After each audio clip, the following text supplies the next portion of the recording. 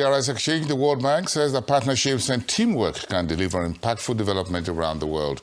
Roya Romani is the director in charge of global engagement at the World Bank, and he speaks to the building of trust, sharing expertise, and bringing the right partners to the table in order to deliver results at scale.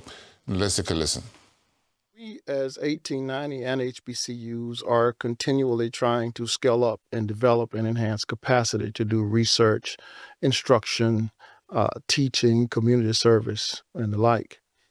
However, as you know, funding becomes a challenge.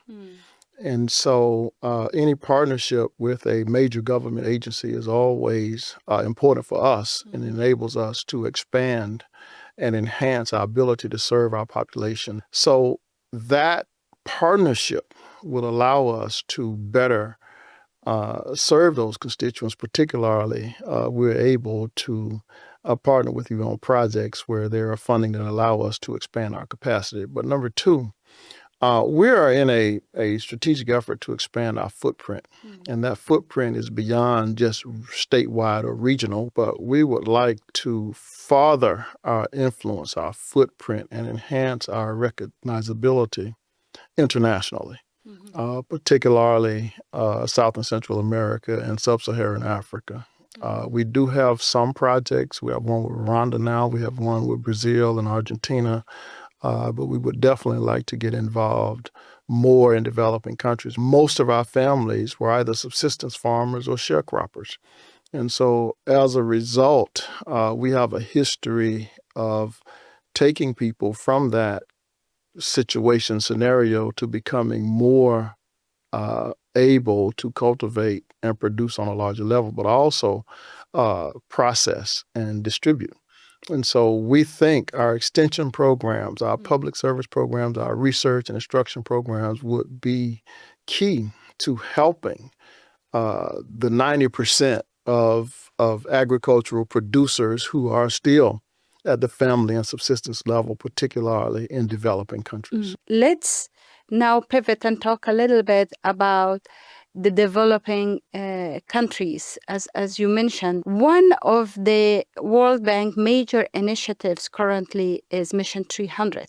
Mission 300 aims to provide reliable, accessible, and affordable electricity to 300 million Africans that do not have access to electricity currently as we speak. So by the year 2030, in this partnership that you have been building, why do you think that access to electricity is so fundamental or such a fundamental pillar of development?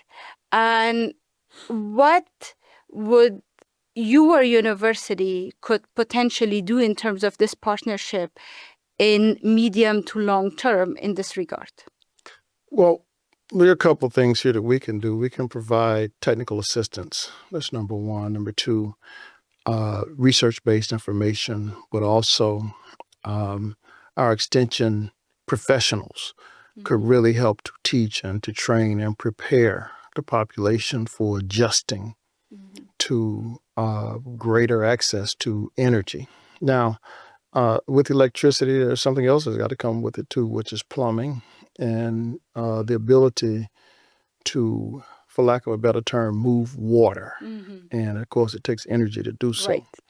And so irrigation is very important. Some of the countries, particularly the northern basin of Africa, that have really engaged in large-scale agricultural development, the first thing that they had to tackle was the irrigation problem. And of course, energy is necessary for you to move water, particularly from underneath the surface. And so growing up in the South myself, being a youth in the 60s and in the early 70s, there were many small farmers and subsistence farmers, sharecrop families still existing and still operating in the South. And many of them did not have running water or plumbing. And many of them were not connected to electricity and or telephone services. And so I grew up watching the transformation of that as many of our research scientists and extension agents that are still working did. And so we saw how it allowed them to scale up and allowed them to increase and enhance their production, to be able to store food, to be able to process food, and to prepare for distribution. We think our technical expertise at the 1890, which still works with small farmers in the southern states, that we're able to help in a more direct fashion, maybe than some of our 1862 partners, and a more acceptable fashion, because the community has to accept you and take your advice, and they have to have trust and belief that you have their best interest at heart.